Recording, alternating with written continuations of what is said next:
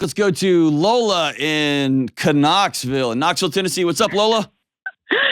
Dr. John, I was so excited when y'all selected me because I'm in such a pickle and you are so smart. So thanks for taking my call. I like pickles and I'm not that smart. So 1 out of 2 ain't so bad. So what's up?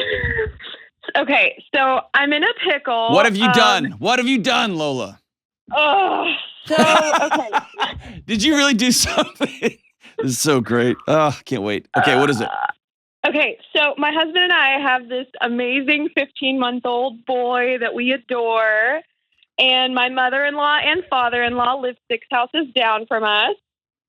And when I was pregnant, my mother-in-law hated her job, and we needed childcare. So we begged her to retire and watch.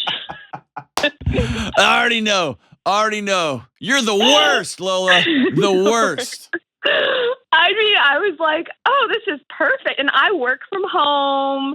And so it was going to be this great setup. So she agreed. But she said, I'm taking an $1,800 a month hit by retiring early at 62 instead of 67. And she said, unfortunately, I'm just going to need some money to live. And so we agreed, and happily I agreed, and we pay her $600 a month, and she relies on that income. And so it was just the stars aligned. And so fast forward. The worst, Lola. This is like a slow moving train wreck that we all know how this part of the movie ends. So good. I know. Well, I know. Okay, so keep going. You're not the worst, by the way. Okay, keep going. So fast forward, I've been back at work for a year, and I guess the part that I didn't incorporate in my equation was I knew I would need childcare, but I didn't think about how I would actually want to spend time with my son. That just wasn't even like a thought. And so now I am going, every break that I get, I start as late as I can. I finish as early as I can. His bedtime is 8:30 and he naps for 3 to 3.5 hours in the middle of the day so that I can have more wake time with him at night. I'm always clawing at time with him. And I'm working full time. Now I work from home, and my job, I love my job. I've been here for 7.5 years, and I love everything about it. It gives me so much purpose, and I make good money too. And so, but I'm just so tired. and my husband and I, we really want to move out to the burbs and have a pool and walking trails. We can't do that because I'm not going to drive to and from the suburbs every day and drop him off. That's going to be like a 2-hour commute. I'm not doing that. Lola, this has nothing to do with your mother-in-law. What does this have to do with? You. Well, do you think that I'm just being... I think you are a mother of a 15-year-old son, and you love him very much, and you had a very clear plan of what was going to happen next.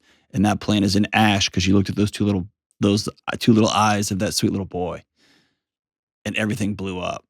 So I'm missing 3 hours awake time a day with him. So my husband says, is this really worth giving up partially or all of your salary? And then what do we do with my mother-in-law? She needs our income. That's your husband. Men tend to solve problems with spreadsheets. Okay. Right. And especially your husband. And your mother-in-law, yeah, she's in a mess. She's kind of getting hosed here.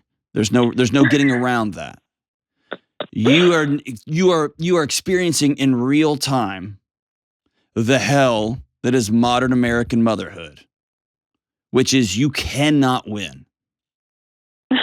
It is a guilt factory.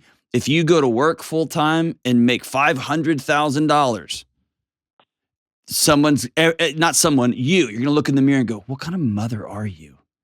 And then you say, you're right. I'm sacrificing all this for my kid. And you're going to quit. And then you're going to stare at that little lump and go, what have I done? Who am I? I'm not even contributing. I'm such a loser. And then you're going to go to Facebook or Instagram or Pinterest to make yourself feel better. And then you're just going to want to set yourself on fire to see if your makeup is flammable, right? There's no way out. You're just in it now. This is so accurate. Yes. And so this has your mother-in-law, yes, she's going to be a casualty of whatever happens here, but she's not the problem. The problem is you want it all, and you want it all right now. And gosh, you had it on a plan. It was on my manifest board, and it's what it's going to look like, and it's not going to happen that way. Would I be I'm worried about putting... Yes. Do you know what my question's going to be? I don't care what the question's going to be. I know what the answer's going to be. What's your question? I worry in this economy on putting like all of the financial responsibility on my husband. And then now he's going to have to worry about what do I do? So I think you do it in a particular order. Okay. Are you going I quit my job? Like you're telling me to? No. Do I go to part-time? I'm about to ask you, are you going to quit your job? Take all of the pools, take all of the I shoulds and shouldn'ts, take all that junk, all that crap off the table. Take all of the mother-in-law. Is my husband going to have to actually take all that off? Are you going to quit your job? Well, that's dependent on the answer to those questions. It's not, though. It's not. Those questions are dependent on that answer. And here's the thing. There's not a right or wrong to it. There's a seasonal response. And you, my good friend, are so good at clouding up simple questions with noise, because that's how you get through all hard things. So you're so good at it. Like, I need to have a hard conversation with my husband, but I can make a good dinner, and we can go do this, and it'll be fun, and we'll go to the show, and then it will just go away. It doesn't ever go away. I feel like I can't win. You can't. That's why you just got to go forward. You got to do the best thing right now. And that thing, by the way, will change. And it might mean... Well, what do we do with my mother-in-law, though? Do we I think the ethical, fair thing is to give her a pretty long runway. Yeah. If anybody in the world would understand, I'm a mom, and I feel like I'm watching my son's life slip through my fingers while I'm here typing away on design spreadsheets or something. I don't know what you do for a living, but like I feel like I'm missing it. Whatever it is, right? And by the way, it is insanely boring. Maddeningly boring.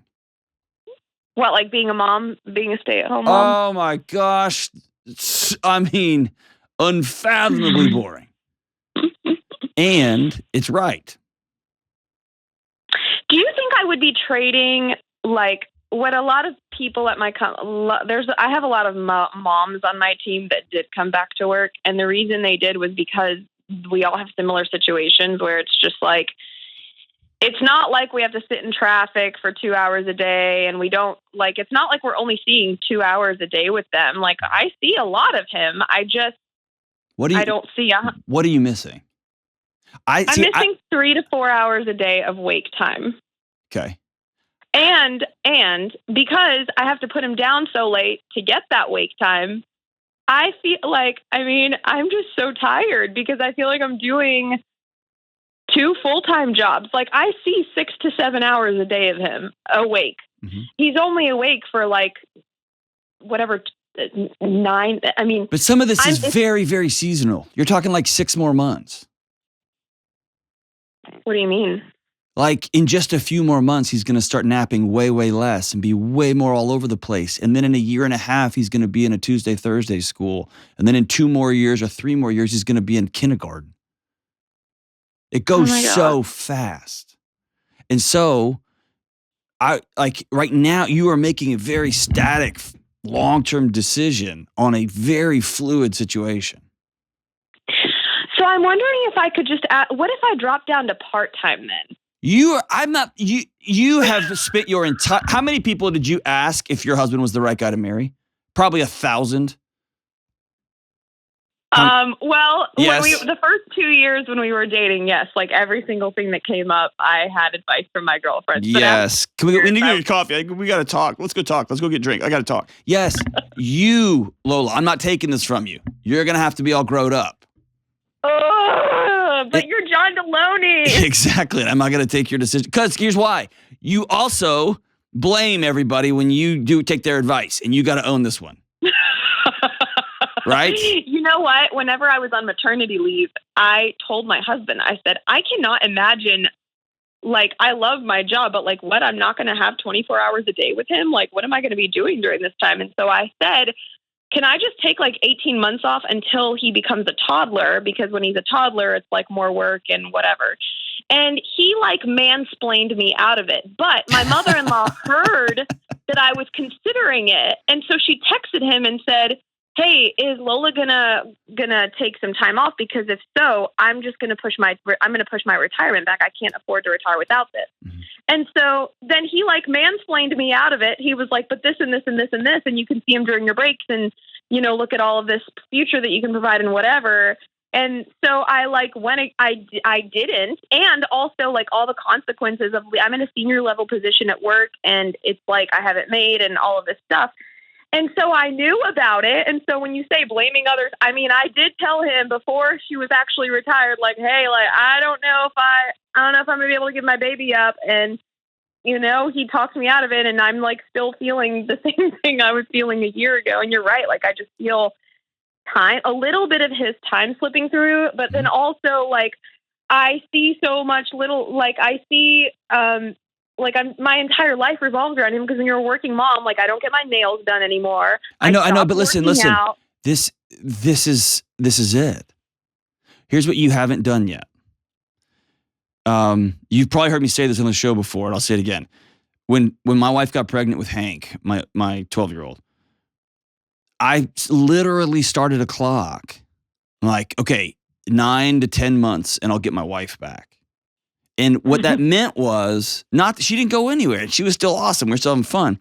But like in 9 or 10 months, like the disco lights come back on. We can just make out in the middle of the night if we want to. We can just go like, hey, let's just go to Denny's. It's 2 a.m. I know, let's just do it. Like we had this life. Let's just drive to Dallas and go to a concert. Let's do it. Like we had this life. And I kept waiting until that life would come back. And it wasn't until my son, because I'm an hard-headed moron. It wasn't until he was 8 or 9 or 10, and I'd almost blown up everything, that I realized, oh, that life is over. It doesn't exist anymore, and you haven't done that yet. So I'm just going to be perpetually exhausted for the next 18 years, whether I'm working full-time or Congratulations. Welcome to not. parenthood, my sister. Listen, when I told my dad, hey, Dad, I'm having a baby, he said, well, you're never going to sleep again. That was the first thing he said. Because he's a brilliant pragmatist. So, yes, you're going to be tired for the rest of days. Yes. You know why? Even if I quit my job and I don't have to work and I just have to hold him, I'll still be tired. And I just have him, I'll still be tired. You are smarter than the answer is yes. Yes. In the booth, all the parents back here are dying laughing. They're all laughing. Yes. Yes. I just want to watch a TV show. Nope. Like you can. In 2048, you can watch whatever show you want to. Oh my gosh. Whatever show you want to. And here's what's hey, can I tell you what's so great about this? Mm-hmm. You're about 3 months away from either you or your husband being like, you want to have another one? And being like, yep. My husband is refusing to have another. He said he's totally done. He said under no circumstances, we're totally done. Okay. Can I be super like, I've been laughing with you because I know this is miserable. And I also know like, here's me being very serious. You and your husband are not on the same page. And this is a recipe for a mess down the road. And you are super fun. And you'd be really fun to like get beers with and hang out. I can tell you're fun, but you avoid hard conversations with him and you cave, and there's going to come a point when that caving is going to turn into a nightmare. Yeah. I mean, he should have been an attorney. Like he is so good at making his point, and it makes so much sense. And so, yeah, But I mean, like, but you're not you and your son's relationship is not a spreadsheet. It's not a problem to solve. Your financial situation, if you quit an incredible job, might be a financial problem to solve. But that comes on the back end of what's right now. And you keeping your job and finding ways, I guarantee it. There are ways for you to rest in this season. It's going to take you're going to have to back out and say, what has to go? Yeah, I'm trying to figure out what that is. I know. And you want to do everything all at the same time. You just can't. And so it sounds to me like you have the greatest possible situation, which is I've got somebody that I trust, who I actually love, who's not a maniac, taking care of my kid inside my house that I can see him all the time, and I'm making a killer salary. And that's when you and your husband need to go out and stop doing hey, here's a feeling I have. Here's a concern I have. Boom, here's a spreadsheet answer. Like, you can't live like that. This is what we do. Exactly. I know, but here's what's going to happen. You're going to go on a business conference and someone's going to listen to you for the first time. And nothing's going to happen, and you're going to text or you're going to get their email address and say, hey, it was great to talk to you, and now you're off somewhere else. That's how that happens. Or your husband's going to get not like the person he becomes because he's trying to make love to a spreadsheet, and he's going to begin to want to become a different person. This is how this happens, okay? And you 100% know I'm right. Okay, so I have one big concern with quitting my job completely, or at least, I know this. The coolest. Okay, one more. Okay, serious question. Okay. One more. My dad died of a heart attack because he was working so much because my stepmom milked him for every penny that he had. And then my husband's dad died like very similarly, like ex-wife, baby mama drama, child support, all of that. And so like, I mean, would I be putting his health at risk, or like, you know, like by eliminate, I mean, we would be fine with if I quit or drop down to part-time. But like, I just feel guilty, like, especially in peak inflation and all of that. I mean, what do you think about the added pressure on a man to like have to support a family? I would say that my wife made an incredible income when she was a fancy research professor. And then when I wasn't well and we took a $70,000 household income pay cut, 70 grand, and we moved to a new town so I could work with a smaller group of students and get my head screwed back on. And she worked part-time there. And she worked part-time and volunteered and was a writer and whatever else she did. And I struggled, just because of the math, because I wanted to look at the spreadsheet and I had some financial goals. And I got tired of driving her old Corolla around, right? And I was making a great salary as the dean of students at a law school. I was making a great salary as the chief student affairs officer at college X and Y. But it wasn't manifesting. It wasn't playing out in my life because I was the only guy, right? Yeah. And then here's what happened. I got my wife back. I got my life back. I got my kids back. And there is no dollar amount for that. I'll drive a Corolla till the end of time. Yeah. See what I'm saying? But yeah. It also took us going to counseling and learning how to have a new kind of relationship. It also took several years of us and several near misses to recalibrate our marriage because it was just super different. It was a different marriage than the one that we had when we first got married. It was just a totally different one. Yeah. And so that's the work ahead of you. Here's the thing, you're going to quit your job and you're going to be so frustrated that you're broke or that you have to drive old cars or that you can't move, or you might have to move. You might have to even downsize. Well, he would just need to stop playing golf like as much as he normally does. That's really it's fine. It's just, he is just, Lola, this is 100%. This is you caught in the system. That's the air, right? There's no getting around that. Y'all need to go talk to somebody. Okay. I'm just telling you. And he's going to say, why? What? Oh, you want me to play golf? Fine. I'll quit playing. That's not it. It's not it. It's not it. It's beneath that. It's that you have a picture of what this whole thing's supposed to look like, and it's not going to happen. And he has a picture of what it's going to look like, and it's not going to happen. It's not.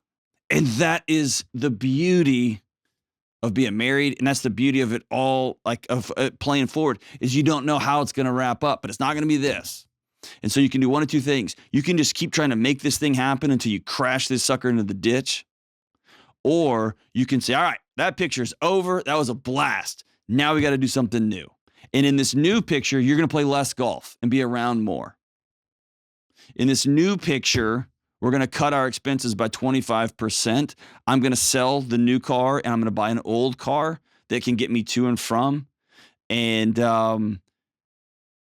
by the way, you can put 2 or 3 car seats in a Corolla. Nobody's going to die, right? You're going to look ridiculous and you're going to be like, have to squish and squeeze and lean over and all that. It's frustrating, but you can be just fine. Okay. So why am I saying that? You can cut expenses, Lola. It's deciding we want this over this. And this over this is an admission that we can't have everything all the time right now. It just is. It just is. I don't think you should quit your job. If I'm just inserting this, I don't think you should quit your job because I think you love your job. I think your marriage is a mess. I think your marriage is messier than you want to admit it. And I think that is making the ground you walk on very unstable. Because you're a year plus into this new marriage with a kid, and all of a sudden you feel things starting to slip through your fingers, and you are a control person.